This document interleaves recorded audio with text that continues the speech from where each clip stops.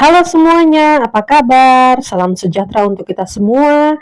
Saya harapkan hari ini dan esok-esok seterusnya kita semua dalam keadaan sehat-sehat dan bahagia selalu. Walaupun banyak kesusahan yang sekarang ini nih sering kita dengar dan mungkin kita sedang mengalaminya, saya harap hati kita tetap penuh dengan rasa sukacita. Demikianlah khotbah saya hari ini ya. Kalau dulu waktu saya masih muda itu saya selalu bilang di mana ada kebersamaan, di situ ada cinta. Di mana ada pertemuan, di situ ada makan-makan. Tapi sapu piring ini menggunung bukan karena ada makan-makan. Tapi ulah dari anggota keluarga yang cuma berlima di dalam rumah, tapi dalam satu hari piringnya itu bisa seperti orang lagi acara besar ya, menggunung seperti yang kalian bisa lihat tadi tuh di awal. Banyak banget. Ini sebenarnya videonya ini saya bikin, saya cuci piring ini mungkin 1 jam ada kapan. Cuci piring saya 1 jam. Karena saya kalau cuci tuh harus detail, harus saya rasakan benar-benar bersih gitu. Dan ya gitulah. Jadi mungkin sebenarnya video ini tuh unfaedah. Unfaedah. Cuman sekedar pengen memperlihatkan perjuanganku sedang mencuci piring. Kalau ada teman-teman yang tanya kenapa ndak habis makan cuci piring langsung, bisa aja sih, cuma kalian lihat sendiri kan kalau saya mencuci ini masih di bawah lantai secara kayak begini, tidak di wastafel yang estetik. Jadi coba bayangkan kalau saya harus duduk berdiri setiap kali ada piring kotor. Ku tak sanggup, sayang, tak sanggup untuk melakukan itu. Lihat kan sapu badan tuh gede, jadi saya tak sanggup berdiri cuci terlama, ada lagi cuci lagi, ada lagi cuci lagi, pele.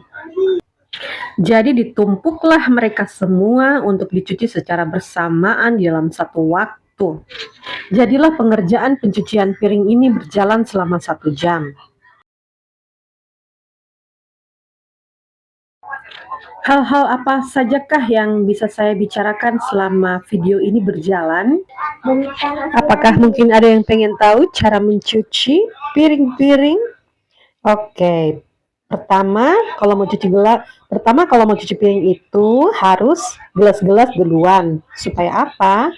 Supaya pada saat apa namanya? Lupa lagi. Aduh, saya lupa lagi, saya mau bilang apa. Oh, iya, saya ingat. Maksudnya, gelas-gelas itu duluan supaya tidak terkontaminasi dengan nanti bau-bau piring. Jadi gelasnya tuh harus dicuci duluan supaya gelasnya nggak bau. Soalnya kan malas tuh kalau kita pas minum baru gelasnya itu bau. Oke, jadi kalau mau cuci gelas itu pertama itu dia punya atas mulut gelas itu kita gosok dulu supaya itu jigung-jigung yang melekat itu pindah. Kemudian dasarnya kita gocek-gocek. Kemudian dinding dalamnya, kemudian baru dinding luarnya dan juga bawah gelasnya. Oke, apakah sudah jelas? Ada pertanyaan? Kira-kira seperti begitu ya.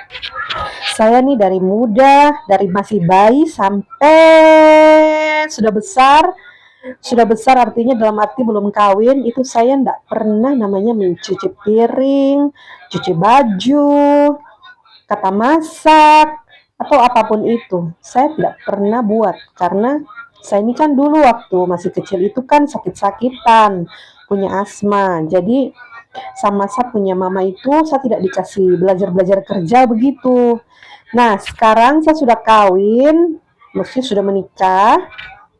Masuklah saya ke dalam dunia perumah tanggaan, ke dalam pekerjaan-pekerjaan rumah tangga. Maka mulailah saya baru saja memasuki cuci piring, walaupun saya sudah menikah selama berapa ya? Selama kurang lebih 10 tahun kah? 10 tahun.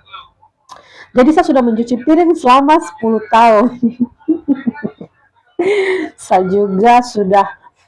juga mau mulai masak selama 10 tahun. Jadi sebelum dunia negara api menyerang, saya ini kerjanya ya tidur-tidur, pergi sekolah, pulang, jalan, angkat kaki, buka tudung, tinggal makan, kayak gitulah. Kalau sekarang jangan kamu tanya lagi. Tanggung jawab membesar. Wow. Makanya nanti kalau kamu punya anak, ya mungkin kalau yang perempuan, mungkin bisa spill tipis-tipis cara caranya untuk cuci piring, untuk masak, apa segala macam, supaya nanti pas dia besar itu tidak kaget dengan tenaga yang harus kita keluarkan pada saat mengerjakan semua pekerjaan rumah tangga itu. Ternyata bekerja rumah tangga itu capek banget tahu, nggak habis-habis. Kembali lagi kepada masalah piring-piring kotor ini, saya mau cerita sedikit. Sebenarnya gelas-gelas ini banyak, itu disebabkan oleh siapa? Ya oleh saya. Karena apa?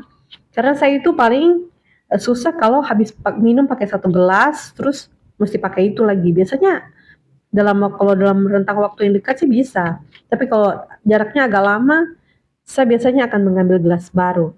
Itulah yang menyebabkan kenapa banyak banget ini gelas-gelas dan piring-piring. Karena ya gitu deh. Sama ya gitu deh, pokoknya karena kebiasaan loh. Kalau kamu tanya kenapa tidak bawa orang untuk bantu kerja, seperti mungkin asisten rumah tangga begitu. Sebenarnya sih dulu saya pernah punya asisten rumah tangga yang membantu saya untuk melaksanakan pekerjaan rumah tangga. Cuman saya ini orangnya kayak gimana?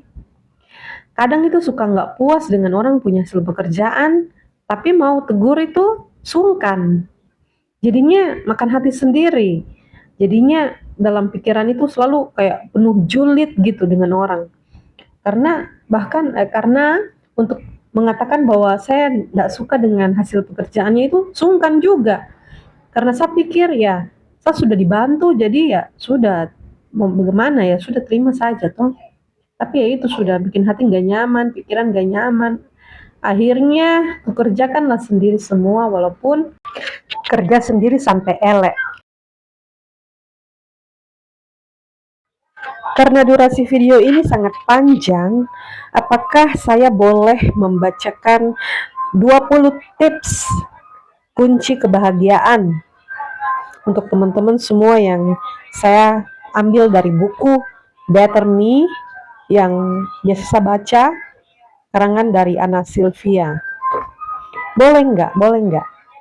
Kalau boleh, mungkin bisa didengarkan. Kalau enggak, ya dengarkan juga lah. Ini kan bagus juga untuk mengisi relung hati kita yang kadang hampa. Cie. Oke, jadi bolehkah saya membacakan Key of Happiness, kunci kebahagiaan dari Anna Sylvia? Bukan dari saya, ini dari Anna Sylvia, bukan dari saya.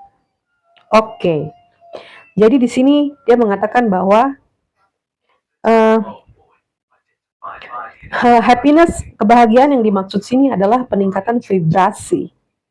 Vibrasi ini adalah frekuensi yang kita pancarkan dari dalam diri kita. Jadi bukan sekedar bahagia yang kayak wah aku bahagia gitu, tapi lebih kepada frekuensi kita naik ya dari biasa menjadi bahagia gitu. Oke, yang pertama adalah sinar matahari. Di dalam buku ini disarankan untuk kita pergi berjemur dan kena matahari paling tidak selama 10-15 menit di jam antara jam 9 sampai jam 10 pagi. Karena selain hangatnya sinar matahari juga mengandung vitamin D. Dan dimana kalau kita kekurangan vitamin D sendiri, kita bisa menjadi bad mood, mudah sedih, dan lain-lain. Tips yang kedua adalah air. Jadi kita harus minum air putih yang cukup, yaitu 2 liter atau 8 gelas setiap harinya. Kenapa? Karena lagi-lagi kalau kita kekurangan air putih, itu bisa membuat kita menjadi depresi atau bad mood. Wah, kayak ini saya ini juga jarang-jarang minum air putih nih. Tips yang ketiga, olahraga. Aduh, saya mau bilang, tapi saya juga nih lagi baru mau mulai aktif olahraga.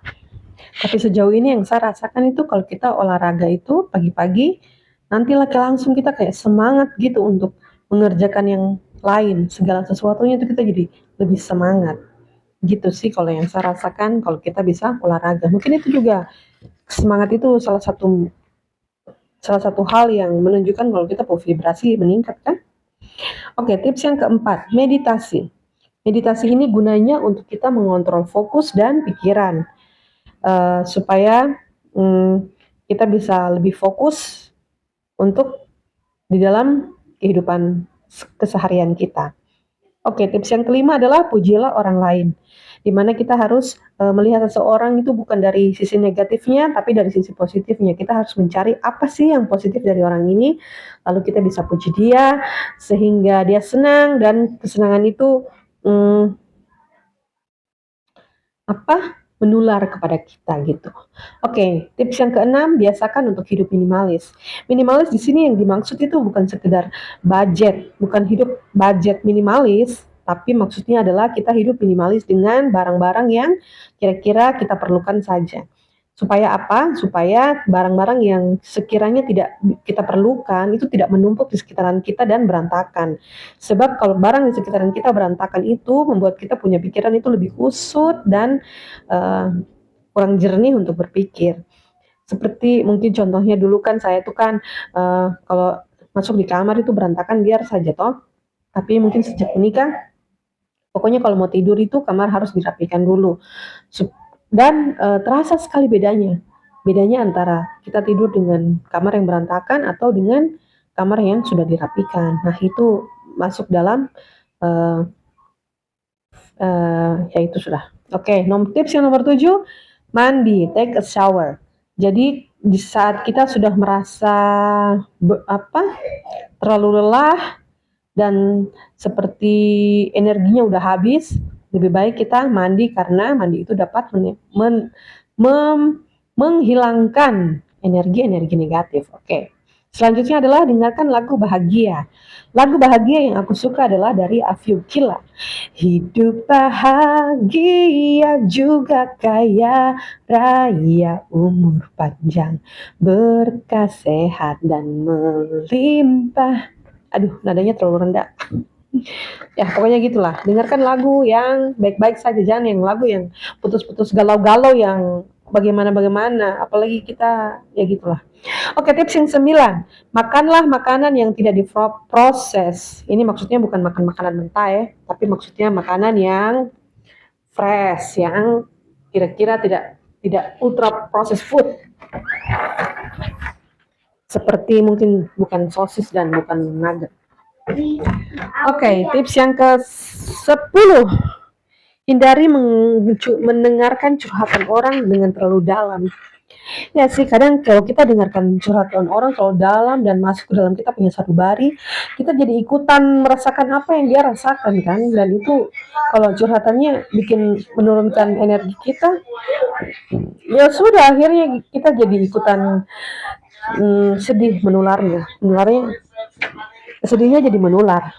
Oke. Yang ke-11, back to nature. Kembali ke alam. Cobalah untuk berjalan tanpa alas kaki. Berjalanlah di tanah, bukan di beton atau aspal. Di situ kamu akan menyerap energi positif dari bumi, sama sistemnya seperti berjemur di bawah sinar matahari. Itu membuat kita good mood juga karena kamu menyerap vibrasi murni yang positif dari alam. Makanya kalau kamu di pantai rasanya juga senang kan? Karena biasanya di pantai kamu akan bertelanjang kaki, tidak pakai alas untuk jalan-jalan di atas pasir. Akhirnya tanpa sadar kamu menyerap si energi positif. Saya baru bacakan tips sampai yang ke-11, saya sapu mulut rasa kayak mau apa? Kayak kekurangan air untuk bicara. Mulut sudah mau memble. Oke, lanjut ke tidak? Lanjut sudah. Oke, tips yang ke-12, be aware of social media. Jadi kita harus aware terhadap apa yang kita konsumsi di sosial media dan juga apa yang kita posting. Karena apa yang kita lihat dan kita posting itu semua mengandung energi. Jadi kalau yang kita posting adalah hal-hal yang buruk atau yang kita lihat adalah hal buruk, maka energinya akan mengena di kita. Jadi kalau kita nonton orang posting yang negatif, kita akan ketularan negatifnya. Kalau kita posting yang buruk, orang-orang yang melihat itu akan akan ketularan energi buruk dari kita dan energi buruknya itu akan membesar begitu. Oke, yang tips yang ke-13, udara segar. Ya begitulah, kalau kita pokoknya jangan di kamar satu hari full, kita harus keluar-keluar di jalan-jalan sana untuk hirup udara segar. Nomor tips 14, lakukan suatu kebaikan. Jadi kebaikan di sini bukan hanya sekedar uang, tapi juga sikap baik kita. Atau kita mungkin sekedar mengambil sampah di jalan, atau kasih makan kucing, atau kasih apapun itulah yang bisa kamu transferkan energi positif kamu. Oke, tips yang ke-15, berhubungan dengan semua benda yang punya energi. Artinya, tempat kamu yang bersih dan benda-benda di sekitarmu yang bersih dan rapi akan meningkatkan vibrasi energi positifmu. Makanya kalau sudah sumpek, coba kamu bersihkan dan rapikan ruanganmu. Dijamin vibrasimu akan langsung naik. Tips yang ke-16, cobalah nyalakan lilin.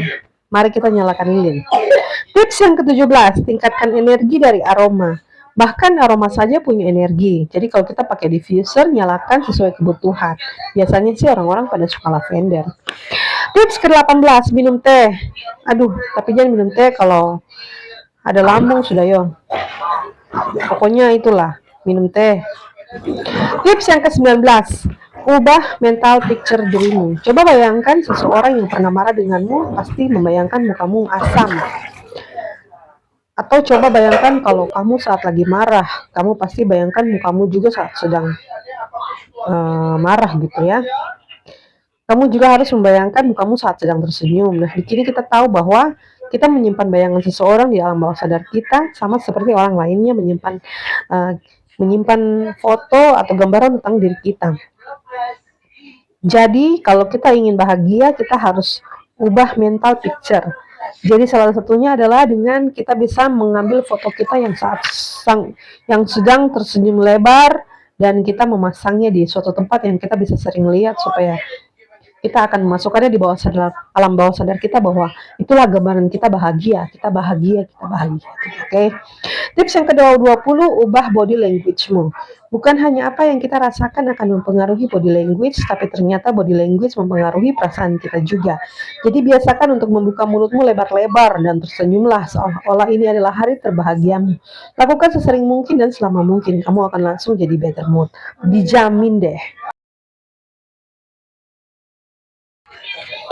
Itulah tadi tips bahagia dari buku Better Me. Sekarang tips bahagia dari aku, dari Ari Kristani. Tips bahagia yang pertama adalah pilih suami yang tepat. Kalau kita punya suami yang tepat, kalau kita kalau kita salah memilih suami, hidup kita bagai di neraka. Kalau kita pilih suami dengan benar, hidup kita bagaikan di surga. Jadi pilihlah suami yang benar. Pilihlah sebaik mungkin. Bagaimana cara pilihnya? Cara pilihnya adalah dengan catat hal-hal apa saja yang bisa kamu toleransi dan apa-apa hal-hal yang tidak kamu bisa toleransi. Jadi hal-hal yang kamu bisa toleransi, kamu akan cari batasannya di mana kamu bisa sampai di mana batasnya kamu bisa menoleransi hal tersebut. Setelah semuanya bisa di checklist, maka mungkin dia adalah orang yang tepat. Tapi kalau jika tidak, lebih baik you mundur. Atau bagaimana cara memilih suami yang tepat? Ketika hatimu merasa ada sedikit keraguan, lebih baik you mundur. Tapi kalau hatimu sudah benar-benar yakin 100%, ada suatu rasa pas gitu yang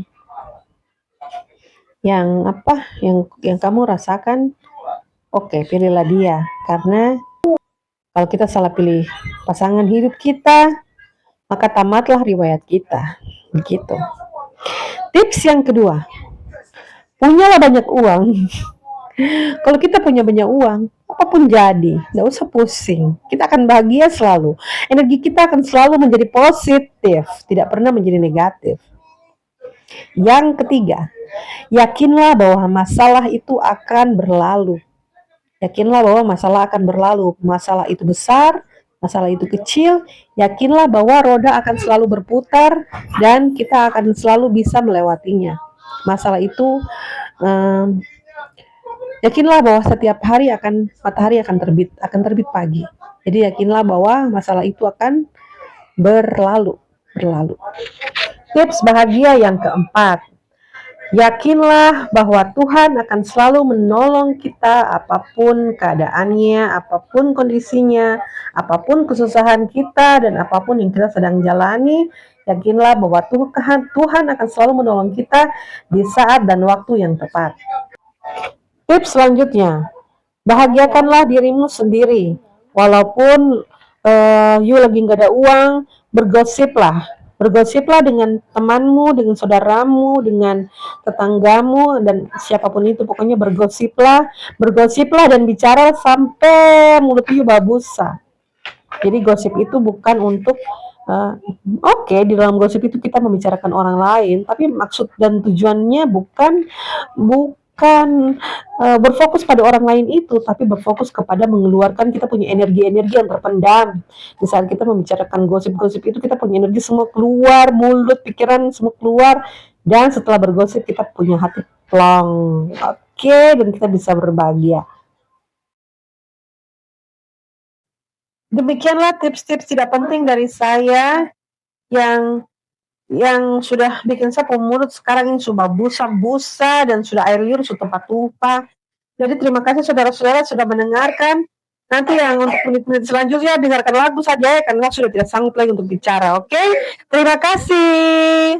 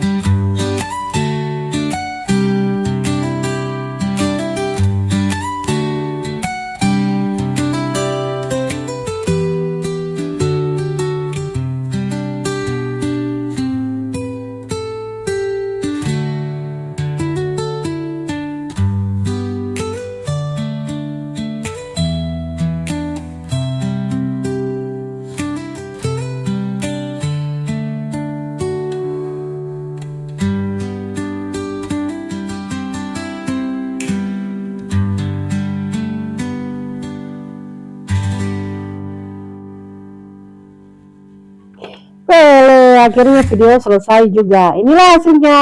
Dadah!